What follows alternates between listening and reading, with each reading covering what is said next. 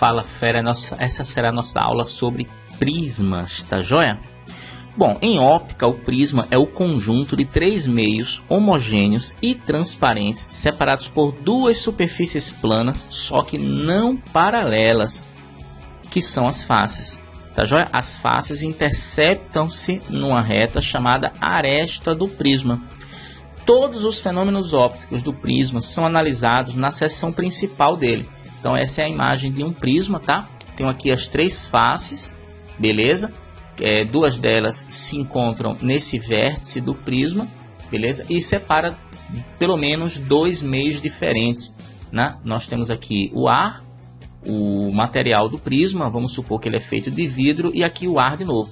Mas nós poderíamos ter, por exemplo, aqui a água, né? E o prisma na superfície, e aí eu teria três meios diferentes: ar, vidro e água. Mas normalmente os problemas relatam o prisma imerso num único meio, tá bom?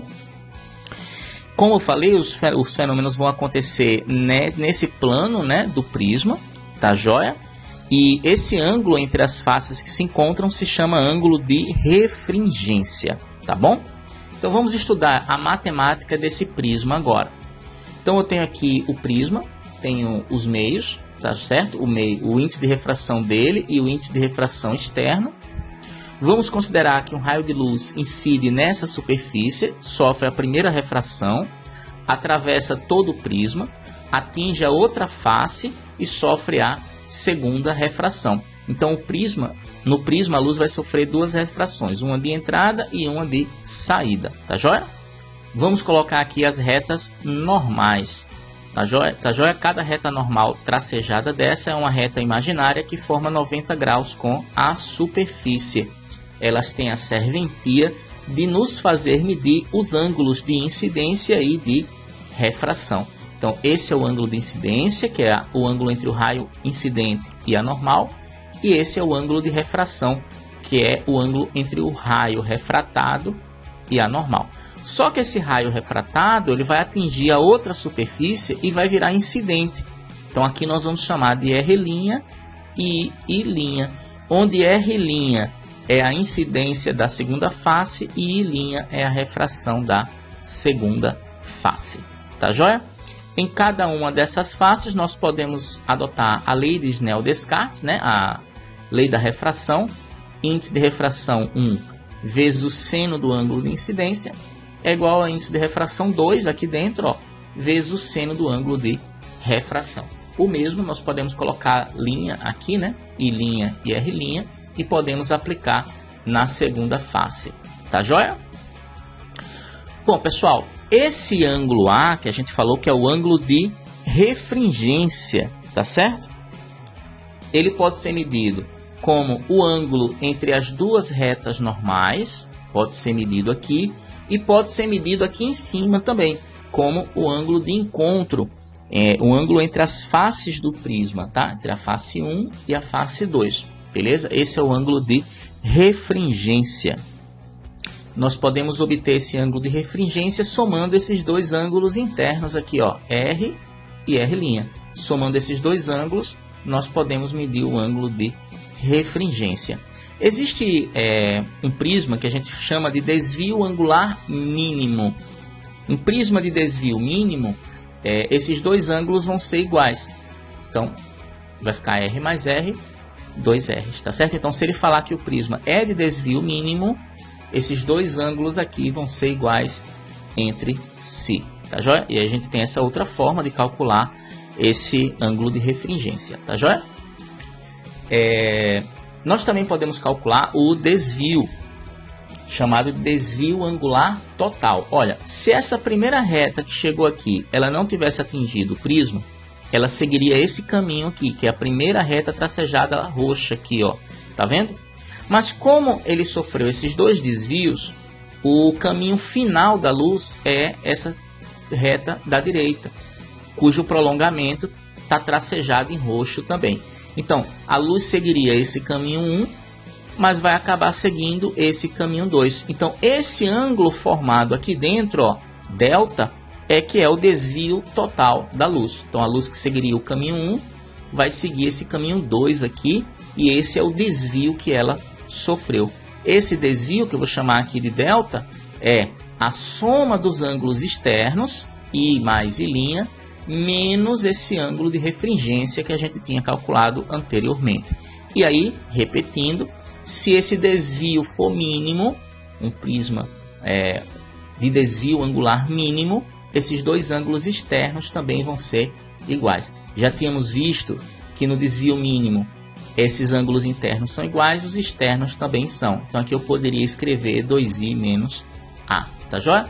Você pode memorizar só a fórmula total, né? E entender que no desvio mínimo esses ângulos são iguais, tá joia?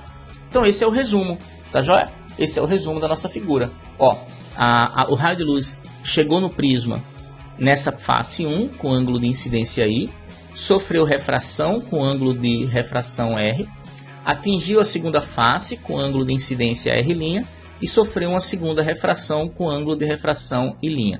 Podemos aplicar a lei de Snell-Descartes em cada face, tá certo? A abertura ou ângulo de refringência do prisma é esse ângulo aqui no vértice, tá? Que é o ângulo entre as retas normais também. Ele é dado pela soma dos ângulos internos. O desvio que a luz sofreu, tá joia? Ela seguiria esse primeiro caminho e vai seguir esse caminho final. Esse desvio é a soma dos ângulos externos menos o ângulo de refringência. Quando houver um desvio angular mínimo, os ângulos externos são iguais entre si e os ângulos internos também são iguais entre si. Beleza? Vamos fazer um problema agora. Um raio luminoso incide sobre um prisma cuja seção principal é um triângulo equilátero. Isso é importante. O ângulo de incidência é igual a 60 graus. O ângulo de refração do prisma, aliás, o índice de refração do prisma é raiz de 3. E o índice de refração do ar é 1. Determine primeiro o ângulo de incidência na segunda face.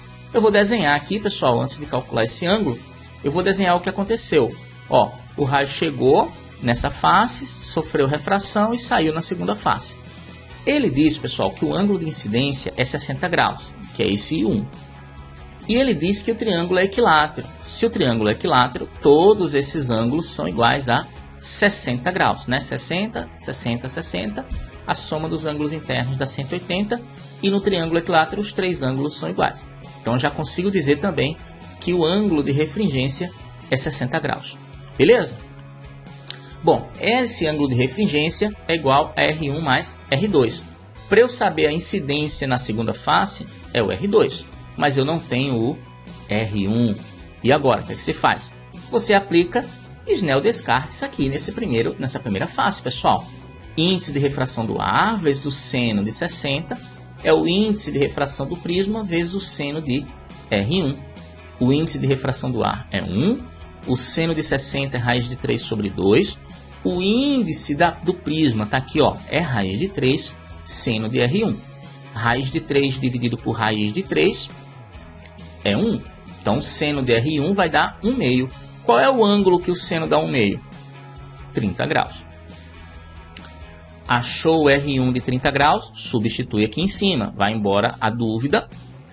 Então, o ângulo de refringência é 60 graus. Beleza? Porque o triângulo é equilátero. O R1 eu calculei é 30. O R2, 60 menos 30, 30 graus. Ok? Vamos fazer o desvio angular total agora.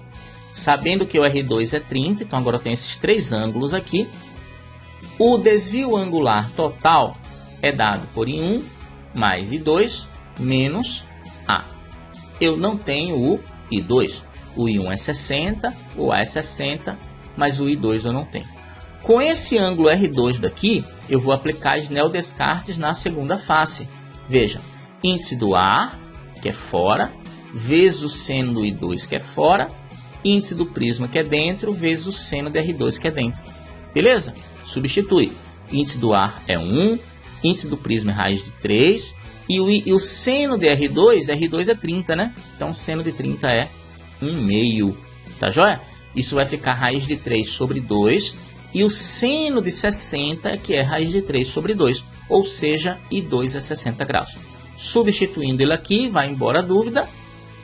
I1 é 60 graus, porque ele deu no texto, e 2 eu calculei é 60 graus, e a refringência é 60 graus, porque o triângulo é equilátero. 60 menos 60 é 0, o desvio angular total é 60 graus. Beleza, pessoal? Bom, essa foi a nossa aula sobre prismas, tá certo? Tá aqui a playlist completa de refração, sugiro que você assista todas as aulas. Gostou, curte, galera, se inscreve no nosso canal e compartilha com todo mundo, tá bom? Aquele abraço.